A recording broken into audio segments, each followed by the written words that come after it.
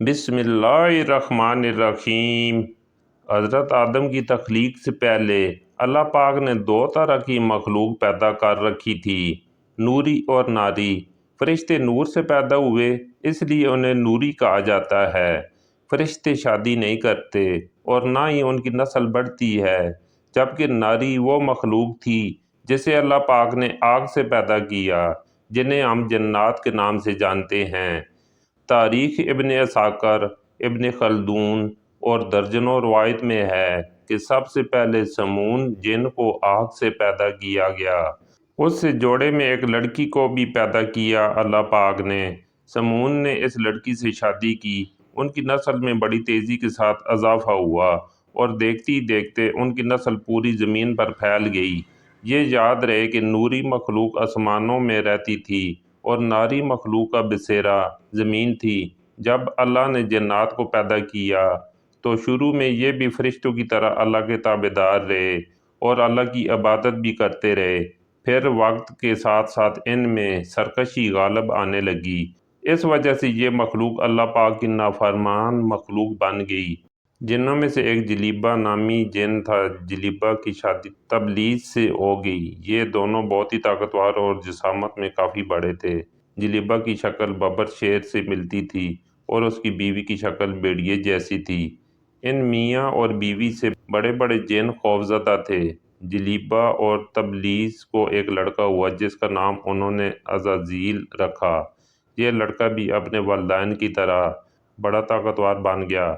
آدم علیہ السلام کی تخلیق سے 50,000 سال پہلے زمین پر جنوں کا عروج تھا۔ انہوں نے ہر طرف تباہی مچانا شروع کر دی۔ اللہ تعالیٰ نے اپنے فرشتوں کو حکم دیا کہ زمین پر جاؤ اور ناری مخلوق کو میرا حکم دو، اگر وہ نہ مانے تو ان سے جنگ کرو۔ فرشتوں نے جنوں کو اللہ تعالیٰ کو حکم دیا کہ تم زمین پر فتنہ فساد نہ پھیلاؤ، تو ناری مخلوق نے فرشتوں کی بات ماننے سے انکار کر دیا۔ فرشتوں نے اللہ تعالیٰ کے حکم کی تعمیل کی۔ اس طرح نوری اور ناری مخلوق کے درمیان بہت بڑی جنگ ہوئی۔ اس جنگ میں فرشتوں نے بڑے بڑے جنوں کو ہلاک کر دیا، جس میں عزازیل کے والدین جلیبہ اور تبلیس بھی ہلاک ہو گئے۔ جو بچ گئے ان کو قید کر لیا گیا۔ ان قیدیوں میں عزازیل بھی موجود تھا۔ اللہ تعالیٰ نے حکم دیا کہ عزازیل کی بہترین پرورش کی جائے۔ فرشتوں نے عزازیل کی بہترین پرورش کی، اس کو عبادت کرنے کے بہترین طریقے سے ہمکنار کیا، جس کی وجہ سے عزازیل فرشتوں کا بہت بڑا عالم بن گیا۔ اس کے پاس بے شمار علم ہو گیا۔ یہ ہر وقت اللہ تعالیٰ کی عبادت میں مشغول رہا کرتا۔ اللہ تعالیٰ نے اس کو فرشتوں کا معلم مقرر کر دیا تھا۔ عزازیل فرشتوں کو بڑی بڑی دیر تک خطاب دیا کرتا تھا۔ حضرت کعب بن احبار رضی اللہ تعالیٰ عنہ فرماتے ہیں، عزازیل 40,000 سال تک جنت کا خزانچی رہا تھا۔ 80,000 سال تک فرشتوں کے ساتھ رہا۔ 20,000 سال تک وہ فرشتوں کو تعلیم و تربیت دیتا رہا۔ اس کا مقام اللہ تعالیٰ کی بارگاہ میں بہت وسیع ہو گیا۔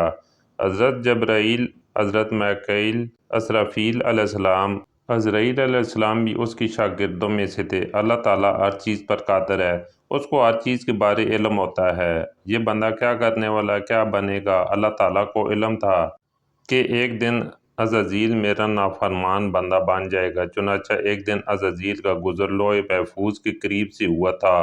اس نے وہاں یہ لکھا ہوا دیکھا کہ میں شیطان مردود سے پناہ مانگتا ہوں۔ اس تحریر کو پڑھنے کے بعد عزازیل 2 سال تک رو رو کر اللہ تعالیٰ سے مغفرت کی دعا مانگتا رہا۔ ایک دن عزازیل اللہ تعالیٰ کی بارگاہ میں حاضر ہو کر کہنے لگا، اے اللہ، شیطان مردود کون ہے جس سے پناہ مانگی جا رہی ہے؟ اللہ تعالیٰ نے عزازیل کو فرمایا، ایک بندہ جس کو میں نے ہر نعمتوں سے نوازا ہوگا، وہ ایک دن میری نافرمانی میں اتر آئے گا، اس لیے وہ شیطان مردود بن جائے گا۔ عزازیل نے پوچھا، اے میرے رب، وہ بندہ کون ہے؟ اللہ تعالیٰ نے فرمایا کہ تم بہت جلد ہی شیطان مردود کو دیکھ لو گے۔ اس کے بعد عزازیل کئی صدیوں تک اللہ تعالیٰ کی عبادت کرتا رہا۔ اللہ تعالیٰ نے اپنے سب فرشتوں کو اکٹھا کیا اور فرمایا کہ میں اپنا ایک بندہ زمین پر پیدا کرنے والا ہوں۔ فرشتوں نے جواب دیا، اے اللہ تعالیٰ، یہ بندہ زمین پر جا کر فساد پھیلائے گا، ہم تو ہر وقت تیری عبادت کرتے ہیں۔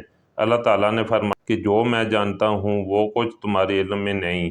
اللہ تعالیٰ نے زمین کے ہر حصے سے مٹی منگوائی جس سے حضرت آدم علیہ السلام کا پتلا پیدا کیا۔ تو اللہ تعالیٰ نے حضرت آدم علیہ السلام کے پتلے کو 40,000 سال تک ویسے ہی رکھا تھا، اس میں جان نہیں ڈالی۔ جب بھی فرشتوں کا حضرت آدم علیہ السلام کے پتلے کے پاس سے گزر ہوتا تو بہت حیران ہو جاتے تھے۔ جب عزازیل شیطان حضرت آدم علیہ السلام کے پتلے سے گزرتا تو حضرت آدم علیہ السلام کے پتلے کو نفرت اور تکبر سے دیکھا کرتا تھا۔ وہ اس کے پتلے سے گزرتے ہوئے حضرت آدم علیہ السلام کے پتلے کو طرح طرح کی اذیتیں دیتا تھا۔ عزازیل سمجھتا تھا کہ یہاں بس میں ہی اللہ تعالیٰ کا خلیفہ ہوں۔ ایک دن اللہ تعالیٰ نے حضرت آدم علیہ السلام کے پتلے میں جان ڈالی۔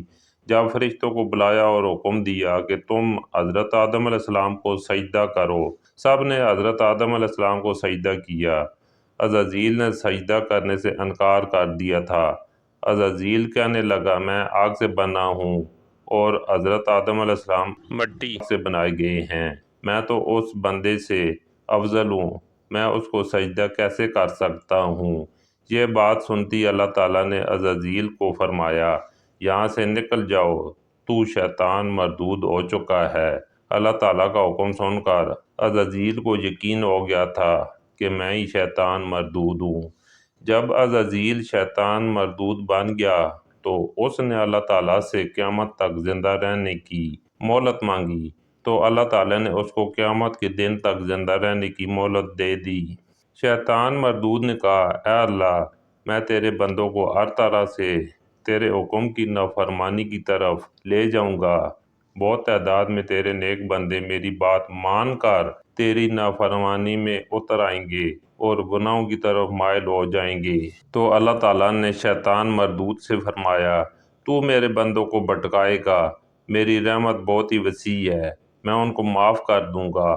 اس طرح عزازیل اللہ تعالیٰ کی نافرمانی کر کے شیطان مردود بن گیا تھا۔ اللہ تعالیٰ نے شیطان مردود کے گلے میں لعنت کا طوق قیامت تک ڈال دیا۔